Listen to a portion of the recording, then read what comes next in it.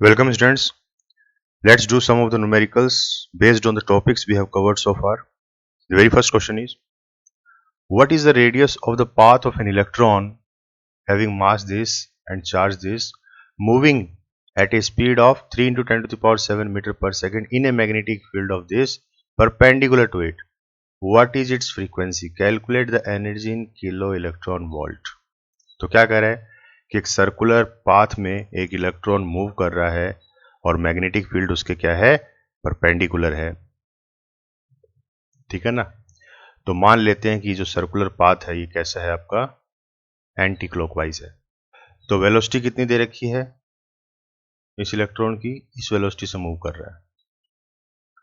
Magnetic field अपने को दे ही रखी है, दोनों एक दूसरे के क्या है, परपेंडिकुलर है।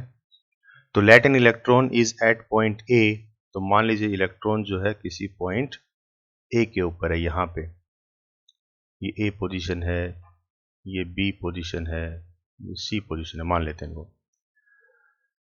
Moving with velocity v in a direction perpendicular to b, then applying right hand rule, force acting on electron will have, तो देखिए हर एक पॉइंट पे जो फोर्स लगेगा, मैग्नेटिक फोर्स, वो क्या होगा, परपेंडिकुलर होगा v क्रॉस b के ही, दोनों के परपेंडिकुलर होगा। तो अगर हम राइट हैंड थंब रूल लगाएं तो वो डायरेक्शन क्या निकल के आती है, टूवर्ड्स दी सेंटर, सेंटर की तरफ निकल के आती है वो direction. Due to this force the position of electron is changed from A to B. अब इस चीज को आप ऐसे समझिए कि मान लीजिए मैग्नेटिक फील्ड आपके डाउनवर्ड डायरेक्शन में है और इलेक्ट्रॉन जो है आपका उसके परपेंडिकुलर इस तरीके से मूव कर रहा है।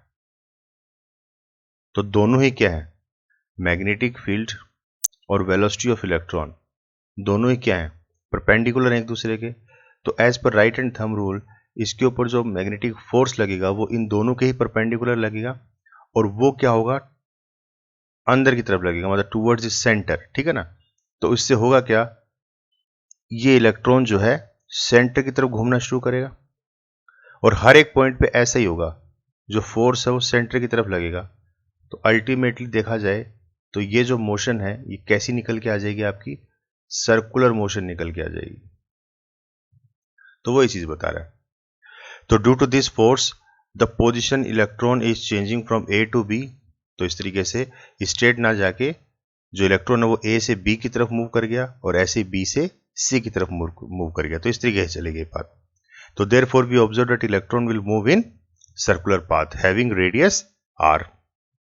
तो अब क्योंकि मैग्नेटिक फोर्स जो लगा वो पार्टिकल को कैसे मूव करवा रहा है, सर्कुलर में मूव करवा रहा है, और सर्कुलर में जो मूव करवाती है कोई भी फोर्स उसे हम क्या बोलते हैं, सेंट्रीपिटल फोर्स बोलते हैं। तो हम कह सकते हैं ना कि जो मैग्नेटिक फोर्स है वो सेंट्रीपिटल फोर्स के बराबर है।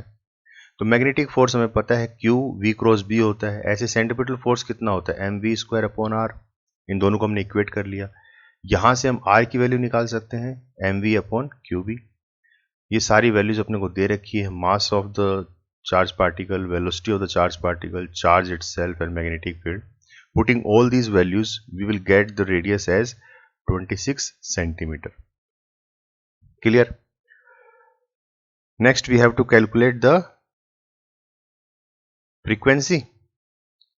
What is its frequency and calculate the energy in kilo electron volt. तो frequency क्या होगी, तो ये तो हमने निकाल दिया, रेडियस हमने निकाल दी। अब फ्रीक्वेंसी का फॉर्मूला ओमेगा अपॉन 2 पाई है और ओमेगा क्या होता है, तो देखिए v इक्वल्स टू क्या होता है, आर ओमेगा। तो यहां से हम ओमेगा की वैल्यू पुट कर सकते हैं v अपॉन आर, तो ये वही पुट किया है।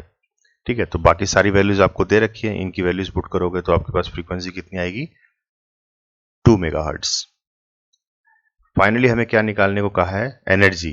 तो टोटल एनर्जी कितनी होगी, तो टोटल एनर्जी क्या होती है, sum of potential energy and kinetic energy. अब पोटेंशियल एनर्जी तो यहाँ पे होगी 0, क्योंकि पार्टिकल जो है आपका कंटिन्यूसली मूव कर रहा है। ठीक है ना।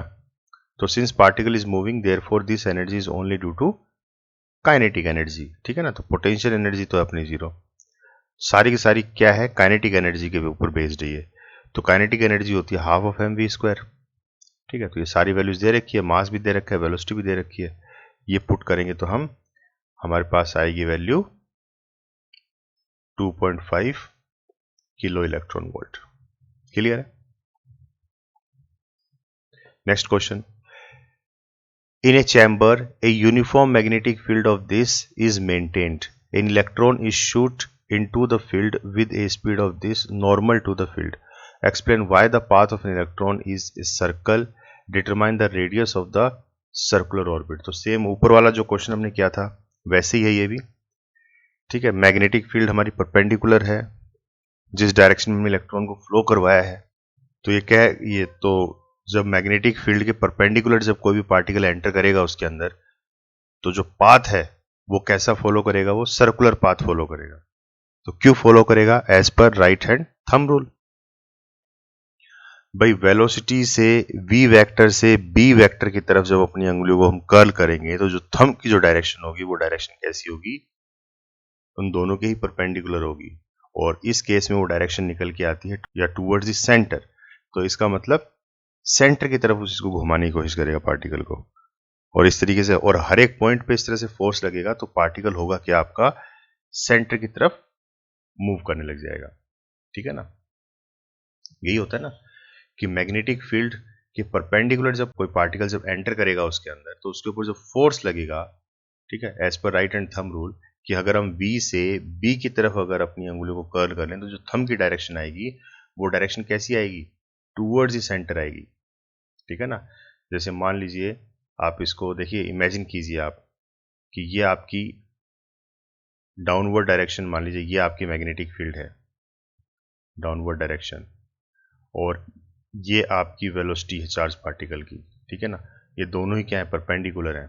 तो जब V से B की तरफ जब हम कर्ल करेंगे अंगुलियों को, B से V की तरफ, ठीक है ना, इन अंगुलियों को आप नीचे की तरफ दबाओ, क्योंकि मैग्नेटिक फील्ड नीचे जा रही है ना, तो नीचे की तरफ आप इन अंगुलियों को कर्ल करो V से B की तरफ। तो थंब देखिए किस तरफ पॉइंट आउट कर रहा है, थंब की जो डायरेक्शन होगी वो आपकी ये होगी। ठीक है ना? तो ये आपका मैग्नेटिक फोर्स निकल के आया, इस तरीके से निकल के आएगा ये।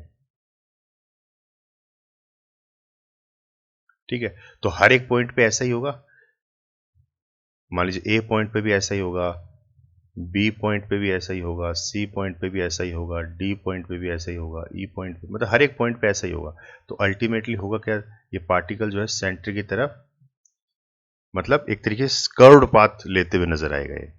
तो since the magnetic force acting on electron provides the necessary centripetal force, तो यही जो मैग्नेटिक फोर्स है उसको एक नेसेसरी सेंट्रीपिटल फोर्स प्रोवाइड कर देगा। और सेंट्रीपिटल फोर्स का काम क्या होता है? It is responsible for any particle to move in a circular path. तो हम दोनों को इक्वेट कर सकते हैं यहाँ पे। ठीक है ना? मैग्नेटिक फोर्स जो है सेंट्रीपिटल फोर्स के बराबर निकल के आता है। तो यहां से हम इसकी रेडियस भी निकाल सकते हैं, mv/qb। तो रेडियस कितनी निकल के आती है? 4.2 सेंटीमीटर। क्लियर? नेक्स्ट क्वेश्चन देखिए, from the above problem obtain the frequency of revolution of the electron in its circular path. तो हमें तो फ्रीक्वेंसी निकालनी है। ठीक है ना? Does the answer depends on the speed of the electron, कि इलेक्ट्रॉन की स्पीड पर डिपेंड करेगा। तो देखिए, फ्रीक्वेंसी जो हमने हेलिकल मोशन पढ़ी थी उसमें फ्रीक्वेंसी क्या थी? qb/2πm। तो ये वैल्यू जब हम पुट करेंगे तो हमारी फ्रीक्वेंसी कितनी निकल के आएगी? 18 मेगाहर्ट्ज, क्योंकि ये सारी वैल्यूज अपने को गिवन है। ठीक है ना? अब ये फ्रीक्वेंसी है, तो from this expression we can say that frequency is independent of speed of the electron. तो दूसरा पार्ट क्या पूछा था? Does the answer depends on the speed, क्या स्पीड पे फर्क पड़ेगा? तो देखिए, इस फ्रीक्वेंसी के अंदर कहीं पे भी आपकी वेलोसिटी का कोई टर्म यूज आ नहीं रहा है ना इसके अंदर। तो इसका मतलब फ्रीक्वेंसी जो है स्पीड ऑफ द इलेक्ट्रॉन से इंडिपेंडेंट होती है, उस पर डिपेंड नहीं करती है। नेक्स्ट क्वेश्चन देखिए, ए साइक्लोट्रॉन्स ऑसिलेटर फ्रीक्वेंसी इज इतना, what should be the operating magnetic field for accelerating protons if the radius of its Ds is 60 centimeter? What is the kinetic energy of the proton beam provided by the accelerator? तो देखिए क्या कहना चाह रहा है। तो पहले तो जो गिवन है वो लिख लीजिए आप। ऑसिलेटिंग फ्रीक्वेंसी गिवन है, भाई जो साइक्लोट्रॉन की फ्रीक्वेंसी है वही क्या है? आपकी ऑसिलेटिंग फ्रीक्वेंसी होती है ना, वो आपको गिवन है। डीज की जो रेडियस है वो आपको गिवन है। Mass of electron, mass of proton, ये सब आपको तो पता ही होंगे वैसे। और 1 मेगा इलेक्ट्रॉन वोल्ट कितने के बराबर होता है? 1.6 इंटू 10⁻13 जूल। तो this information is provided to us. निकालना क्या अपने को? What is the kinetic energy और what should be the operating magnetic field, what should be the operating magnetic field for accelerating protons. तो एक तो अपने को मैग्नेटिक फील्ड निकालनी है, एक अपने को काइनेटिक एनर्जी निकालनी है, ठीक है ना। जो प्रोटॉन किस काइनेटिक एनर्जी से एक्सेलरेट होगा वो हमें निकालना है, दो चीज़ हमें निकालनी है। तो देखिए साइक्लोट्रॉन में जो हमने पढ़ा था, जो एक्सप्रेशन है, फ्रीक्वेंसी ऑफ साइक्लोट्रॉन क्या थी? QB/2πm। तो यहां से देखिए हम मैग्नेटिक फील्ड निकाल सकते हैं क्योंकि बाकी सारे फैक्टर्स अपने को गिवन है, ठीक है। मास ऑफ प्रोटॉन अपने को गिवन है, चार्ज की वैल्यू अपने को पता ही है, फ्रीक्वेंसी जो ऑसिलेटर की फ्रीक्वेंसी है वो अपने को गिवन है। ये सारी वैल्यूज पुट करेंगे तो यहां से अपने को निकल आएगी मैग्नेटिक फील्ड, कि कितने हम मैग्नेटिक फील्ड प्रोवाइड कर रहे हैं इसके अंदर, ठीक है। फिर पूछा है काइनेटिक एनर्जी कितनी होगी, तो हाफ ऑफ mv²। यहाँ जो v है ये क्या है? Velocity with which proton comes out of the cyclotron. ये वो वेलोसिटी है जिससे वो बाहर निकलता है, ठीक है ना। मतलब टोटल कितनी एनर्जी उसके अंदर अचीव करेगा, और इतनी एनर्जी अचीव करने के बाद वो बाहर निकलाएगा ना, टारगेट के ऊपर उसको हिट करवाएंगे, ठीक है। तो ये वो वेलोसिटी होगी, फाइनल वेलोसिटी, जिस वेलोसिटी से वो बाहर निकलेगा, ठीक है। तो हाफ ऑफ m, v क्या हो गया? r ओमेगा, ठीक है। और ओमेगा को हम लिख सकते हैं 2πf, 2π फ्रीक्वेंसी या 2π न्यू, ठीक है। तो ये सारी वैल्यूज अपने को गिवन ही है, इनको पुट करेंगे तो हमारे पास यहाँ पे आ जाएगी kinetic energy, that is 7 mega electron volt.